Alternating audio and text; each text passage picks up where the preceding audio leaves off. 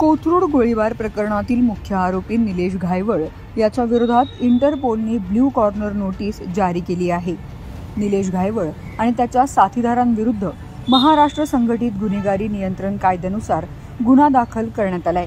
परदेशात पळून गेलेल्या घायवळचा ठाव ठिकाणा शोधण्यासाठी पुणे पोलिसांनी इंटरपोलकडे विनंती केली होती, ज्यानंतर ही कारवाई करण्यात आली आहे। घायवळ 9 सप्टेंबर रोजी देशाबाहेर पळून गेला असून त्याच्या विरोधात शनिवारी सायंकाळी ही नोटीस जारी करण्यात आली।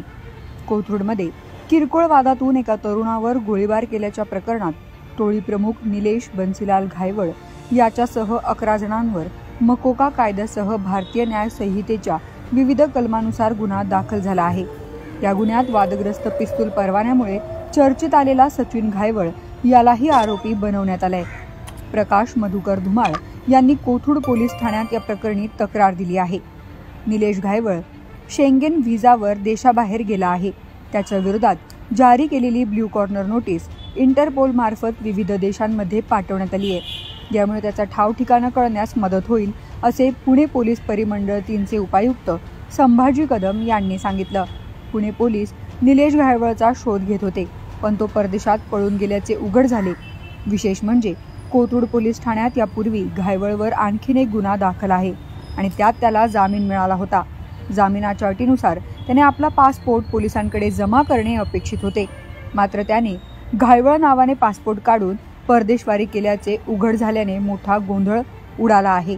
या पार्श्वभूमीवर घायवळला भारतात आणण्यासाठी पुणे पोलिसांनी प्रयत्न सुरू केले आहेत। याआधी घायवळ विरोधात लुकआउट सर्क्युलर जारी करण्यात आले होते। त्यानंतर पोलिसांनी इंटरपोलला पत्र लिहून घायवळ विरोधात ब्ल्यू कॉर्नर नोटीस काढण्याची मागणी केली, जी इंटरपोलने मान्य केली आहे।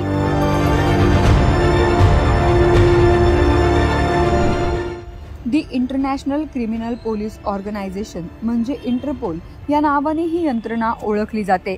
आंतरराष्ट्रीय स्तरावर विविध देशांमधील पोलीस आणि गुन्हेगारांच्या माहितीची अंतर्गत सहकार्य या तत्वावर यंत्रणेचे काम चालते। दहशतवादी कारवाया, आर्थिक घोटाळे, अंमली पदार्थ तसेच संघटित गुन्हेगारी कारवाया, पर्यावरण विषयक गुन्हे, मानवी तस्करी, घुसखोरी आदी पातळीवर विविध देशातील पोलीस आणि अंतर्गत तपास यंत्रणांशी समन्वय साधणाऱ्या यंत्रणेचे काम इंटरपोल करते। फ्रान्समधील लिओ येथे इंटरपोलचे मुख्यालय आहे। जगभरातील 196 देश इंटरपोलचे सदस्य आहेत आणि जगभरात इंटरपोलची 196 विभागीय कार्यालये आहेत। प्रत्येक देशात राष्ट्रीय मध्यवर्ती विभाग असतो। इंटरपोलची जनरल असेंब्ली सर्व प्रमुख निर्णय घेते। ब्ल्यू कॉर्नर नोटीस ही इंटरपोलकडून जारी केली जाणारी आंतरराष्ट्रीय शोध नोटीस आहे। ती एखाद्या फरारी व्यक्तीचा ठाव ठिकाणा शोधण्यासाठी दिली जाते। एखादा आरोपी किंवा संशयित व्यक्ती देशाबाहेर पळून गेला असेल तर त्या व्यक्तीचा सध्याचा पत्ता, ओळख, प्रवासाची माहिती किंवा ठिकाण शोधण्यासाठी ब्ल्यू कॉर्नर नोटीस जारी केली जाते। यासाठी तपास यंत्रणेकडून इंटरपोलकडे प्रस्ताव पाठवला जातो। त्यानंतर इंटरपोल संबंधित देशाला ती नोटीस पाठवून फरारी व्यक्तीची माहिती मागवते। या व्यक्तीचा ठाव ठिकाणा कळल्यानंतर त्याच्या विरुद्ध गंभीर गुन्हे असल्याचे सिद्ध झाल्यास रेड कॉर्नर नोटीस काढली जाते। रेड कॉर्नर नोटीस म्हणजे आंतरराष्ट्रीय अटक वॉरंट असते। अशा नोटिसा जारी करून आरोपीला कॉर्नर केले जाते, म्हणून त्याला कॉर्नर नोटीस असे संबोधले जाते। ब्ल्यू कॉर्नर नोटीस ही प्रामुख्याने सखोल चौकशीसाठी जारी केली जाते। केंद्रीय गुन्हे अन्वेषण विभागाच्या संकेतस्थळावर बी सिरीज नोटीस किंवा चौकशी नोटीस असे संबोधले जाते। एखाद्या गुन्हेगाराची ओळख पटवणे, त्याच्या गुन्हेगारी विषयक कारवायांबाबत अधिक माहिती मिळवणे त्यामागील मुख्य हेतू असतो। फरार झालेल्या गुन्हेगाराला शोधून काढणे व त्याचा ठाव ठिकाणा समजल्यानंतर त्याचा संबंधित देशाशी असलेल्या राजनैतिक संबंधानुसार ताबा मिळवणे आदी प्रक्रिया केली जाते। एखाद्या व्यक्तीविरोधात गुन्हा दाखल केल्यानंतर तात्काळ ब्ल्यू कॉर्नर नोटीस जारी केली जाते। ही नोटीस नंतर रेड कॉर्नर नोटिशीत बदलली जाते।